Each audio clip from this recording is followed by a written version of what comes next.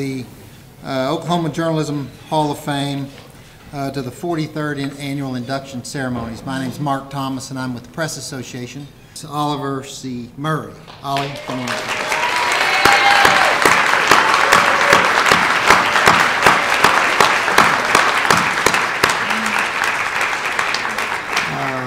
Listen up, Tom. He joined the newsroom at WKY, which is now KFOR, in 1968 after serving in the Army, and became the first African-American photojournalist in the city.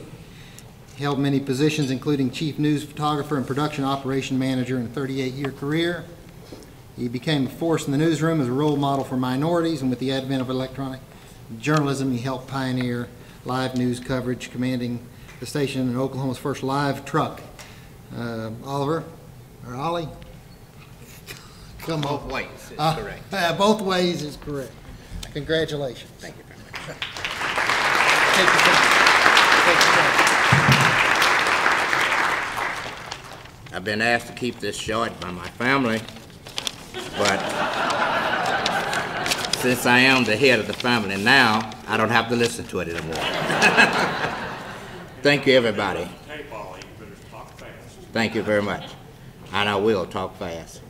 First of all, I would like to have, if you don't mind, all of the photojournalists, journalists, writers, people that I worked with in the early part of my career at the state capitol, covering City Hall, and other various and sundry places, please stand up. Please. All of you.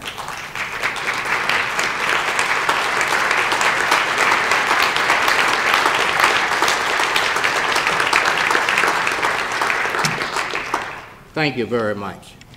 Young lady, all of those people. I also want to thank Pam Henry, who's here with us today, the first female, very first female TV reporter in Oklahoma. Pam Henry. A lot of firsts, isn't it? A lot of firsts. Things that we did back in the day, they never even thought that we would ever do it. Another first. Jerry Love, would you please stand? Jerry Love is the man that was responsible for all the trucks that I went up and down the street in doing live shots. It was his knowledge, his skills that built those trucks that allowed us to go live for the very first time. We could take you to the story instead of you reading about it the next day. Jerry, thank you very much. I appreciate it.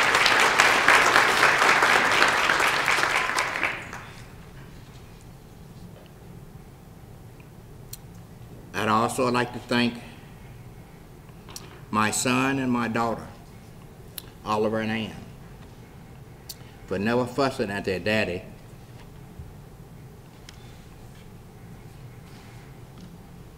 getting them out of the bed at 2, 3, 4 o'clock in the morning because my phone went off.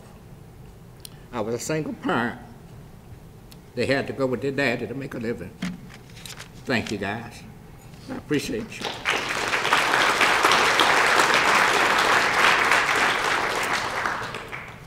And for all the people that gave me a helping hand along the way and guided me, thanks again, and I never did think I'd get here. Thank you. My name is Oliver Murray. I started to work at WKY-TV September the 16th, 1968.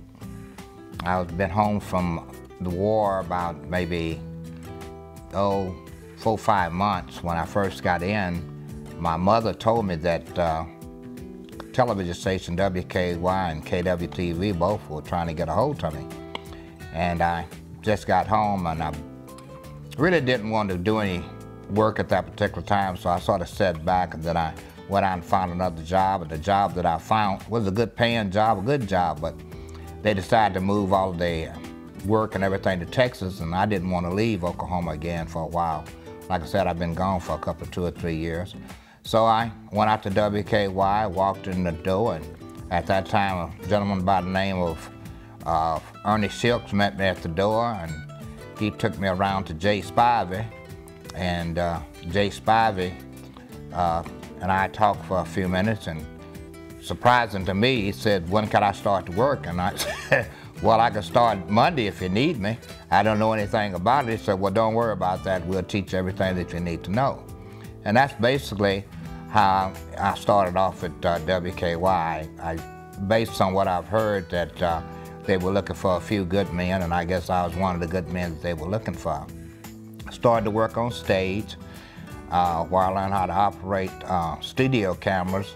One of the best jobs I think I've ever had in my entire life, to work there doing shows like getting up at 4 o'clock in the morning doing the farm show with Russell Pearson, and you know, and well, staying around sometime at the 1 or 2 o'clock, not all the way through, but you worked every shift when you worked on stage. You wasn't confined to working days or what have you. They just assigned you wherever they needed you to. I've had the pleasure of working shows like Saturday Night Live wrestling at WKY, where watch out for flying chairs, and if you didn't watch the wrestling match, you don't know what I'm talking about.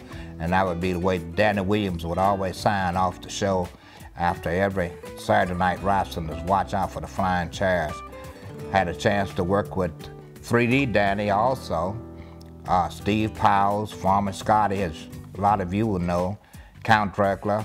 You know, these are the guys that I had a chance to shoot, become good friends to, and actually just sort of talked me into what I need to do, how I needed to do it, and it went from there. It's one of these things that I can never tell anybody how blessed I was. Mr. Norman Bagwell, the best friend a man could ever have and general manager a man could ever have. One of my first Bagwell stories would be that Mr. Bagwell saw me outside of the patio in the smoke area one day. I was standing around out there doing one of the smoke breaks that people took at that time, and he said, I asked me, how do you like working here? And I sort of told him, hey, I love it here. This is a great job. I really enjoy being here with you, Mr. Bagwell. He said, well, look here, I need you to do me a favor. And I said, what's that? And he said, look, you need to tone down calling some of these women out here honeys and babies and sweethearts and all that. And, some of them are taking offensive to it. And so if I just wish that you can work on, I say, hey, I don't mean anything by that. I mean, that's just me. It's, you know, that's the way I go, you know. He said, yeah, I know that, and that's why I'm just having this little talk with you. Well, the word got out in the station that he had this talk with me. I kind of mentioned it to somebody, and you know how things are in the business. The next day I come to work, and I walk into this coffee shop, and every woman in the coffee shop was hollering, hey, baby, come here, sweetheart. I want you to sit next to me. I'm not offended by you calling me baby or sweetheart or honey, and that's the kind of place I work. Norma Jean, I mean, everybody was like that with me. One of the biggest and greatest incidents I'll never will forget about Mr. Bagwell. Mr. Bagwell had this big station meeting, and he was in there and he was telling us that we're gonna have to get rid of Norma Jean, and we're gonna have to do some things with the ladies in the coffee shop, but we're not gonna fire anybody. We're just gonna have to get rid of that coffee shop. You know, when we first started this place out here, nobody had, you know, there was no restaurants. We got plenty of restaurants now, and so what we're gonna do, we're gonna bring us some food machines, and they're gonna come in every day and put in sandwiches and put in fresh drinks and desserts and what have you. So, and needless to say, everybody just is quiet. I mean, it was so quiet in that place. Yeah, you know, you just didn't talk when Mr. Bagwell was talking, I guess. It was just quiet. And so everybody was just started looking at each other, and I held my hand up, and Mr. Bagwell said, yeah, what's up, Oliver? I said, well, you say you're gonna bring in fresh fruit every day and what have you? He said, yeah. I said, well, does that also include watermelon? And everybody just died laughing, and so I sort of broke the ice during the meeting. He said, yeah, we're gonna have fresh watermelon for those who want watermelon. I said, okay then, well, I think that I might be able to go along with the machines then. Well, about 2 or 3, 4 weeks go by, and I see Mr. Bagwell, and I say, Mr. Bagwell, where's that watermelon? You got the machines in. I haven't seen no watermelon in the machines yet. We're gonna have some watermelon, I'll see to it. Another week or 2 go by. Well, it got to the point that I don't care where I saw him. Chamber of Commerce meetings, if I was down and covering it, if I was at the Capitol and run into him, wherever he may be, I might just say, Mr. Bagwell, still waiting on that watermelon. So we go on like that for about 2 or 3, maybe a month or 2. But one day, Daryl Barton and I, we were out covering a fire. And we could see the smoke from the distance, and I mean, it was going, it was cooking. So the closer we get to the fire, we get our cameras and everything ready, and about time we're about 1.5 blocks away from the fire, and Jack Ogle come on the 2-way radio. KKP 837, Class 16. Yeah, go ahead. Oliver. Yeah, Daryl with you? Yeah, I said, well, we need y'all to head back to the station right away. We're less than 1 block away from the fire. Let us get some B-roll here. No, forget the fire. Get back right now. What in the world is going on? So we turn around, head back to the station. Oh, about 5 or 10 minutes into the drive, you come on the radio again. Where are you? Say, we're about, well, 3 or 4 minutes away from the station. What's going on? Don't worry about that. Just come on in. Daryl, I want you to drop Oliver off at the front door. Oliver, they need you upstairs. You need to go upstairs, see Mr. Bagwell right quick. And Daryl, you bring the car around, and I need to talk to you. And both of us are wondering, well, what in the world is all this about, you know, to be called off a fire? So I go upstairs, and I'm sitting outside in the front office there, and I can't think of the lady's name now. At the time, who was the secretary, said, just a minute, Mr. Bagwell will be with you in just a minute. So he comes out of the door, out of his office, and look at me, and I'm sitting down. He said, oh, you here? I said, yes, sir. He said, well, come on in. So I go into the office, and Mr. Bagwell says, have a seat. And I have a seat there, and he says, he has this little button up on his desk, and he pushes the button, and once he pushes the button, the door shuts behind you. Bam! Oh my God, what in the world is going on? How you like working here? I said, I love it. I mean, it's, like I said, this is a great job. You like Ernie? Ernie treating you okay? Yes, sir. And what about Jack? Is everything okay downstairs with you? I said, yeah. I said, well, tell me this, and why in the hell do you make so much trouble around here then? About this time, the phone rang. And I know it's that he answers the phone. He says, whoever he's on the phone with, hey, let me call you back. What's that area code? So that gave me a clue. You know, I'm in hot water now. This man is dropping a long distance call to talk to me. And if you didn't know Mr. Bagwell used to be a government agent. He guarded the President of the United States. Stern eyes, long bushy eyelashes. I can see him right now. And he's saying, well, why in the hell do you make so much trouble around here? About this time, I could see every bill. I just bought a house. I hadn't been in my house 2 months yet. I could see all these bills just flashing in my face. You know, everybody says when you die, you see your life flash in your face. I saw the bills flashing in my face because I knew I was getting fired. He said, well, come on downstairs here. I'm just tired of this, huh? I'll go all the way downstairs with him, and he's talking, and I have no earthly idea. I mean, I don't know. From walking out of his office and going downstairs, I do not remember one step.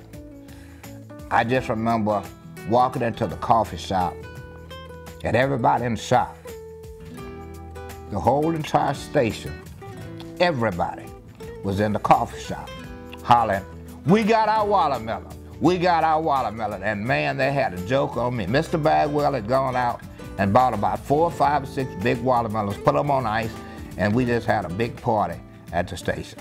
Those are the kind of people that I work with, kind of people that I loved. You heard me talking about earlier about my house that I purchased, and so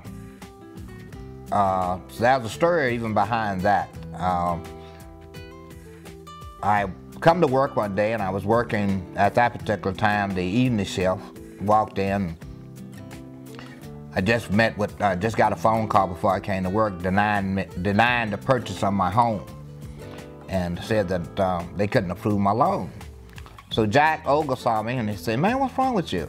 I said, well, Jack, I just got turned down on buying a house that I've been trying to get. What?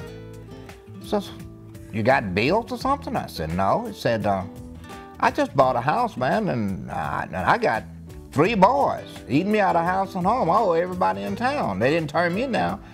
And I said, well, you know, you make the big money, man. It says, well, tell you what, you go on to work. Don't worry about it. Just go on to do your job. I said, okay then. So I went on to work.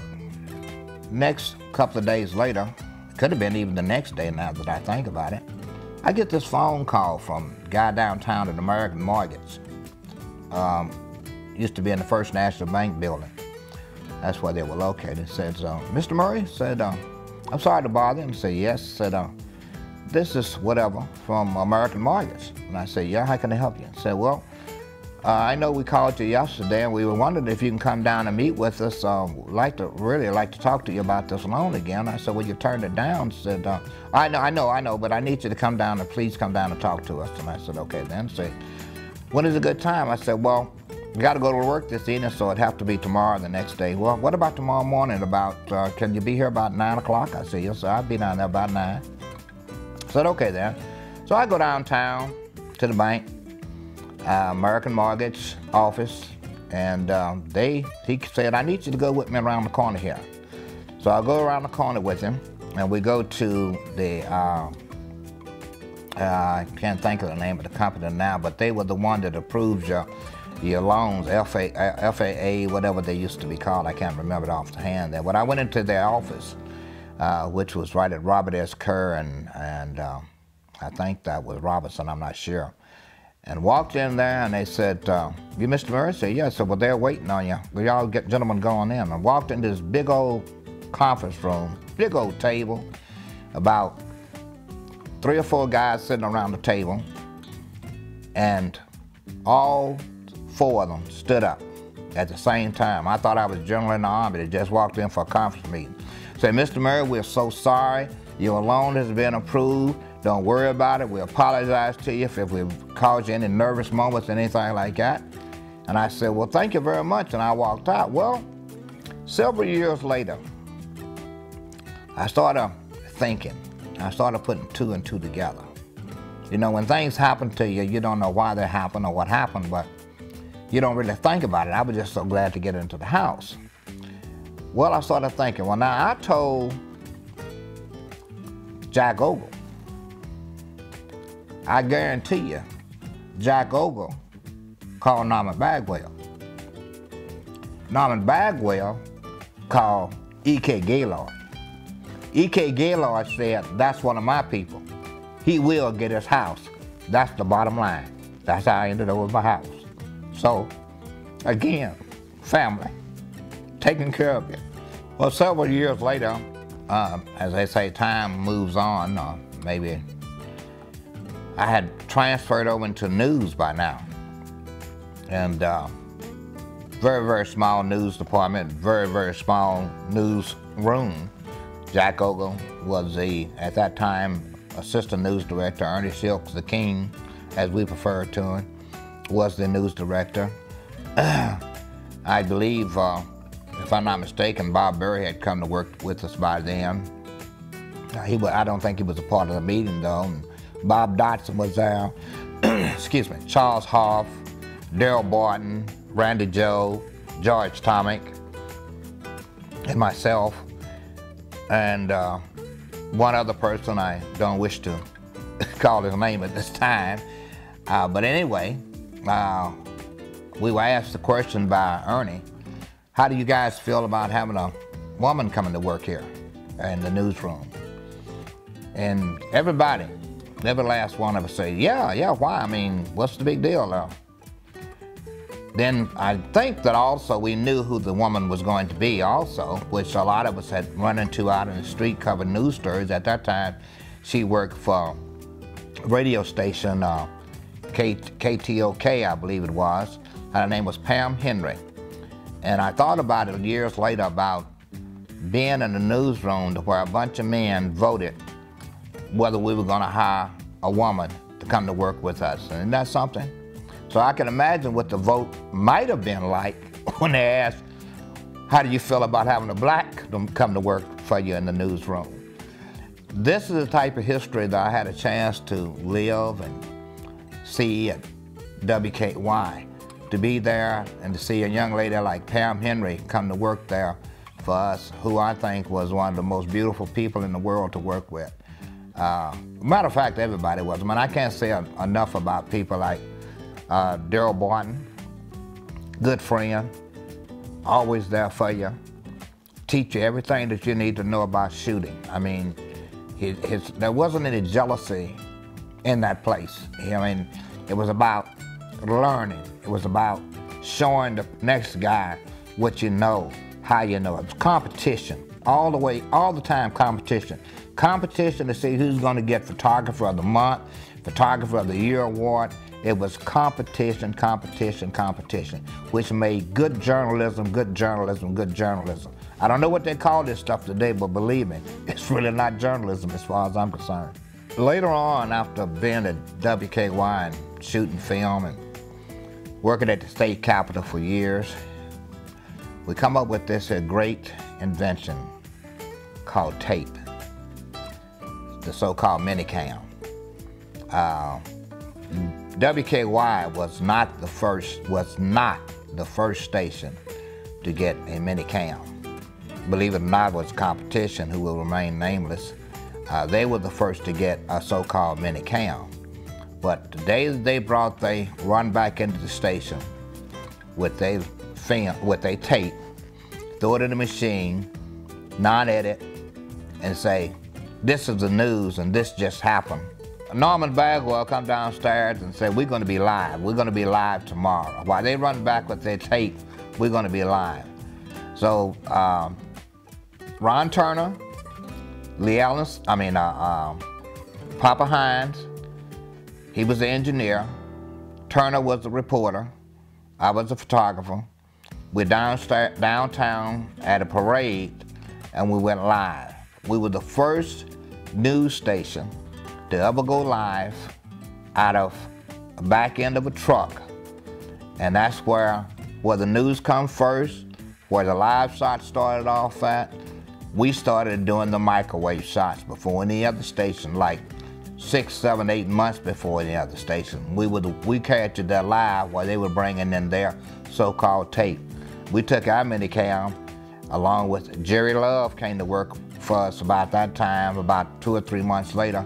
Jerry Love was the engineer that built the first live truck at Channel 4, along with Willard Hines and myself. And that's what I mean when Mr. Hines taught me a lot of things about engineering, about microwave signals, about the audio and how everything worked, how the electronics part of television worked. And to be there and to be at the beginning was a great thing. I got more job offers to come to work at other television stations than you'll ever shake a stick at, because I had the knowledge to run live shots and to build trucks. And I refused them all to stay here at, a little incentive too on my paycheck, but I really wanted to stay in the first place because this was home. And that's my good Ernie Silks story, besides the one that went to Washington, D.C. and don't say it's not true now, to cover Carl Albert, one heartbeat away from being the President of the United States. He was Speaker of the House at the time. So Ernie and the old news director upstairs on WKY Radio, Ed Hardy, you know, they're going to go out and cover this big heartbeat away from being the President of the United States. They've been up there maybe 2 or 3 days. At that time, we had to fly back all of our film and everything, and I guess Ernie got kind of excited. And at that time, we had the cameras with the, what you call the Mickey Mouse ears on it. He unscrewed the camera, the side of the camera, pulled the film out, put it in a film can inside the black bag, and I know that he took the side of the camera and put it in the film can also and shipped everything back. So we don't know how he made it the rest of the time he was up there, because there's no way he could load film from that time on. and we had to set another camera up. So that was the greatest laugh the whole newsroom had on him. This man here always had his I's dotted and his T's crossed until he went up to Washington, D.C., and then we found out that he can make mistakes just like the rest of us could. Good man, good man. Love working for him. He's still the king. Director by the name of George Donnelly. You know, I think he's one of these type of guys that I always will say a man's man. A man that knew his job, and you knew he knew his job because he never got excited about it. He's just one of the quietest and most easygoing directors I ever had a chance to work for. I'm doing my first OU game, and I don't remember the game. I was just so glad to be out there running the camera, doing football, doing a live football game, and George Donnelly is the director of the game. And at that time, we had the old black and white cameras where you have your 3 lenses and you have a turret. You had to squeeze the trigger and switch over to the lens, whatever lens, whether it be a close-up, a wide shot, or whatever lens it was, and George would just talk you through it like it was nobody's business. He always was 5 shots ahead. Camera 1, okay, here we come to you, camera 1, stand by. You hot 1, 2, give me a wide shot of so and so and so. Okay, focus it up there 2. Here we come 2, you hot 2, 1, go get my hero for me. There you go. Come back, coming to you 1. Come on, tighten up there, tighten up. Boom. No hollering, no screaming. That was George Donnelly. At the end of the show, light that big old cigar and smile all the way home. Ronnie K, great disc jockey in his own mind. And I laugh when I say that, but Ronnie K was a great pleasure to work with. I mean, to do the scene was a thrill. I mean, you know, you could talk about your Soul Trains, and you could talk about, I can't think of the other boy was national, what his Dick, whatever his name was. But anyway, Ronnie K had a local show called The Scene. And man, we would start setting up for that show on a Friday morning. We started setting up, and the scenery went from the bottom floor on the ground all the way up in the air. And those studios are pretty high. I guess those studios must be what, maybe 100 feet in the air. So that means that the scenery of the scene would go up at least 75 to 80 feet. And man, when the kids come in there and we started shooting that scene, it was a sight to behold. All those young kids over there, black and white, listening to Chuck Berry. Every big star that came through Oklahoma City had to stop and do their thing at the scene with Ronnie K. I'm just sitting there thinking about some of the people that I used to work with, like Darrell Barton, one of the greatest photographers that ever lived, to hold a camera, and some of the shots that he's come up with and some of the things that he did as far as journalism, as far as the camera goes. Darrell was, before he retired, one of the best cinema photographers that this country has ever known, and that's why he won the award as being a news photographer award 2 or 3 times. He's won that award on a national level. One of my best remembrance of Darrell was we had and I don't remember exactly where it happened at, but we had one of these hippie get-togethers out in the field somewhere, and Ernie Silks sent Darrell down to cover it, and he was shipping back film. He shipped back 50 feet of film with nothing on it but the hood of his car, but you could hear the music in the background, so I guess Darrell was having just as good a time as the hippie was at that time. People like Bob Dodson. Bob Dodson and I covered an event once. Well, the first time we really got into a tight bind was when we covered the Langston uprising at the state capitol. And Bob Dodson was out there at the capitol with me covering that story. And at that time, the audio camera was in a great big old box, and we were so big we had to roll it around on a 2-wheel dolly. And I'm the photographer, and Bob is the reporter. And I got this big cart, and we're trying to get upstairs to get a sound bite with the governor about why they fired the president of Langston University and all these black kids was out here on the, from Langston University, was on the front steps and getting ready to march, getting ready to storm the Capitol and come in through the door. So we've gone around through the back there on the side door, and I got my bag and I'm pushing this cart down the road, and about 4 or 5 big football players, I presume they were, because they was a lot bigger than I was at the time, coming around the corner and want to know, hey man, why in the heck, why, you know what, is that black guy pushing the camera, the white guy's walking around behind it, what's going on, what's the real story here? That's the problem with this place. And here come my boy Bob Dodson behind me. Let me have the cart, man. Let me have the cart, Oliver. Give me the cart, Oliver. Give me the cart. And that was one of my most fond memories of working with Bob. Then we had a chance to go and do Through the Looking Glass Darkly. That was an adventure. That was the ultimate, to go out and shoot that documentary. I don't care what anybody say, I'm going to take the glory into the day they put me in the ground. Ernie Silks, my news director, sent me to Douglas High School in Black History. At that time it was Black History Week. It wasn't Black History Month like it is now. And the young people at Douglas High School had a great big old book that where a student would flip the page and someone would walk out of that book talking about the black history as far as the United States go.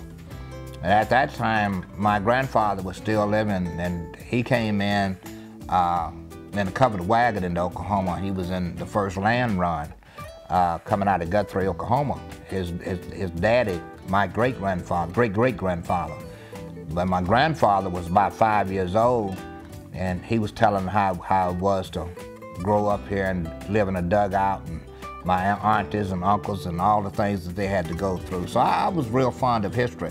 So I come back and I told Ernie about, I think that we need to do something on black history of Oklahoma. Well, Ernie said, okay, yeah, sure, and he blew it off. I didn't think any more of it. I mean, I only been in the newsroom maybe for maybe 5 or 6 months at the time. And so a few weeks later, Bob Dodson come to work for us, and I guess we've been working together now for about maybe a good year, or a little bit longer than a year. And Ernie called a newsroom meeting, and we was making some changes in the newsroom. I think at that time he announced that Olga will be the news director, and Ernie is going to be ahead of communication broadcasting, which ahead of the weather department, news department, and sports department. And it was all going to fall up under his umbrella. And at the same time, he announced that Bob Dodson and Oliver Murray would be doing a documentary on black history.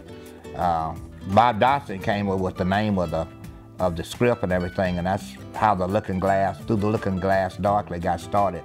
It was a great adventure, a great thing to go out and be with Bob, to do this with. One of the best storytellers in the world. Again, everybody know him because now he works for NBC, been there for 100 years, looks like, but he's still the greatest in my eyes. Bob Berry Sr., my man. Bob Berry Sr. was one of the greatest men that I've ever had the opportunity to be around, and I've been around some good men, but he just falls right up there at the top. And his beautiful wife, Joan. It was, my first wife was named Ann, and we all went to the Big 8 tournament, which is now the Big 12. We went to the Big 8 tournament, basketball tournament up in Kansas City, Kansas. And we made a mistake that night. I had all the camera equipment, and Bob let me out at the front door of the stadium with Joan and my wife Ann at the time. And the ladies went on what they needed to go to, and I went on, started setting up my camera. We shot the whole entire game, and we had the first game, luckily, that night. And then again, maybe it wasn't so lucky. Again, we let Bob go and park the car. It took Bob Berry, the whole entire second game was over with. Everyone had come out of the stadium, and Bob that's how he found the car. He had to stand out and wait until the parking lot clear to see where he parked the car. So the whole time we were sitting inside about ready to go out and send the police for him because we thought he'd got hit in the head because Kemper Arena is not, in Kansas City, is not at a good part of town. Bob Murray was the kind of man that do anything in the world for you at any time he could possibly do it for you.